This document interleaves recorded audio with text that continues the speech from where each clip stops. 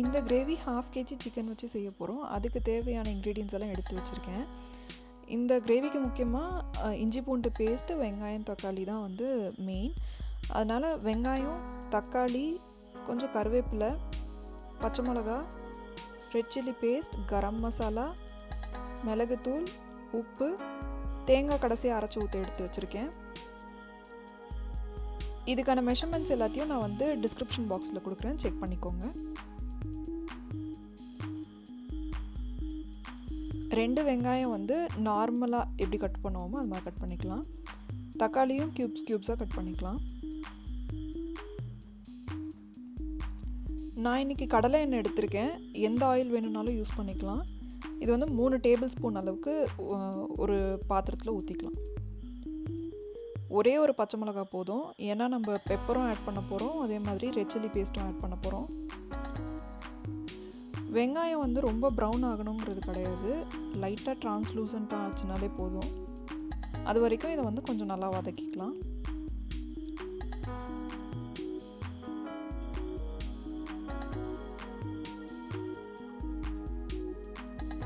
இந்த வெங்காயம் நல்லா வதங்கிறதுக்கு தேவையான அளவுக்கு உப்பு போட்டுக்கலாம். இந்த டிஷ்ஷுக்கே மொத்தமாக நான் 1 டேபிள் ஸ்பூன் அளவுக்கு தான் உப்பு ஆட் பண்ணுறேன்.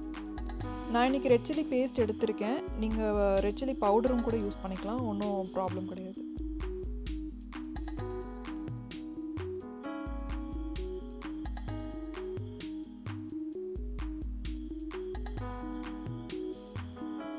½ டீஸ்பூன் அளவுக்கு கரம் மசாலா ஆட் பண்ணுறேன். இது வீட்டில் அரைச்சதுங்கிறதுனால ½ டீஸ்பூன், கடையில் வாங்குறதா இருந்தால் 1 டீஸ்பூன் வரைக்கும் ஆட் பண்ணிக்கலாம்.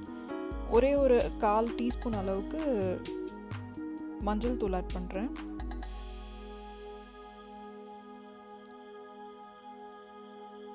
இந்த மசாலா எல்லாம் எண்ணெயிலேயே போடும்போது தான் வந்து நல்ல கலர் வரும்.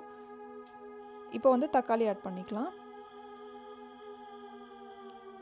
3 டேபிள் ஸ்பூன் அளவுக்கு இஞ்சி பூண்டு பேஸ்ட் ஆட் பண்ணுறேன். இந்த கிரேவிக்கான பேஸே வந்து இந்த வெங்காயம், தக்காளி, இஞ்சி பூண்டு தான். இது கொஞ்சம் நல்லா வதங்கட்டும்.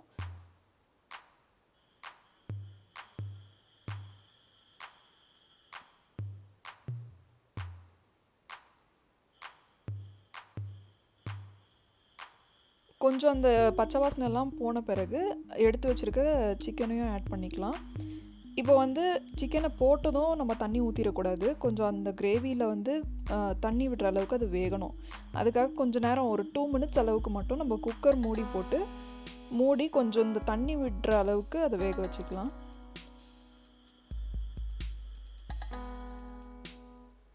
ஒரு 2 நிமிஷத்தில் வந்து லைட்டாக அந்த மசாலாலாம் அது மேலே கோட் ஆகி கொஞ்சமாக தண்ணி விட்டுருக்கும். நமக்கு இந்த பக்கம் மட்டும் போதும். இப்போ இதை நல்லா கொஞ்சம் மிக்ஸ் பண்ணி கொடுத்துட்டு இது கூடவே வந்து மிளகுத்தூள் ஆட் பண்ணிக்கலாம். மிளகுத்தூள் வந்து நல்லா ஒரு டேபிள் ஸ்பூன் அளவுக்கு ஆட் பண்ணுறேன்.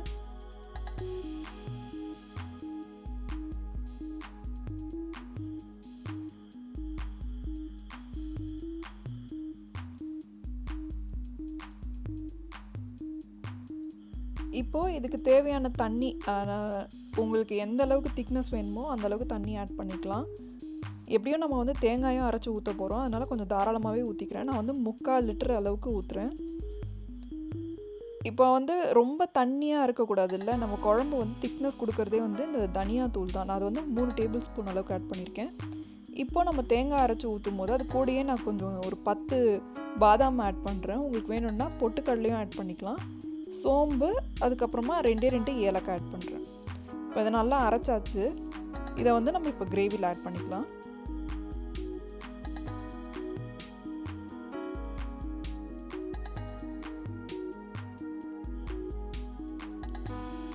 இப்போ நம்ம ஆட் பண்ணது எல்லாமே வந்து நல்ல இந்த குழம்புக்கு திக்னஸ் கொடுக்கும்.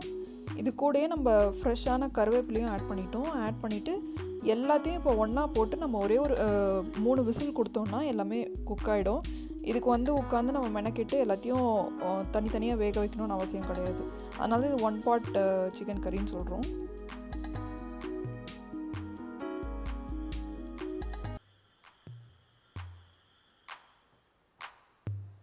மூணுலேருந்து 4 விசில் அளவுக்கு கொடுத்து வேக வச்சிட்டிங்கன்னா நல்ல சிக்கனும் வெந்துடும், கிரேவியும் எல்லா மசாலாவோட பச்சை வாசனையும் போயிட்டு எல்லாம் ஒன்றா சேர்ந்து நல்லா குக் ஆகிருக்கும். குழம்பு அவ்வளோதான். ரெடி ஆகிடுச்சு. உங்களுக்கு வேணும்னா கொத்தமல்லி ஆட் பண்ணலாம், நான் ஆட் பண்ணலை.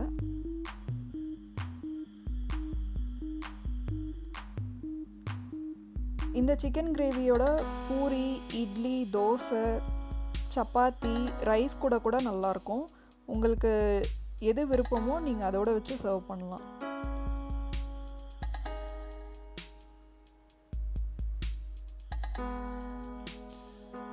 அவ்வளோதான், நம்மளோட கிரேவி ரெடி ஆகிடுச்சு. இதை கண்டிப்பாக ட்ரை பண்ணி என்ஜாய் பண்ணுங்கள். இந்த கிரேவி செய்கிறதுக்கு நம்மளுக்கு மொத்தமாகவே ஒரு 20 minutes to ½ hour தான் மேக்ஸிமம் ஆகும். இது ரொம்ப குவிக்காக செய்யக்கூடிய ஒரு சிக்கன் கறி. இது ட்ரை பண்ணி பார்த்துட்டு எப்படி இருந்ததுன்னு எனக்கு கமெண்ட்ஸில் சொல்லுங்கள். இந்த வீடியோ பிடிச்சிருந்ததுன்னா லைக் பண்ணுங்கள், ஷேர் பண்ணுங்கள், சப்ஸ்கிரைப் பண்ணிக்கோங்க. அடுத்த வீடியோவில் ஒரு எக்ஸைட்டிங்கான ரெசிபி செஞ்சு காட்ட போகிறேன். அது வரைக்கும் கீப் சப்போர்ட்டிங். பாய்.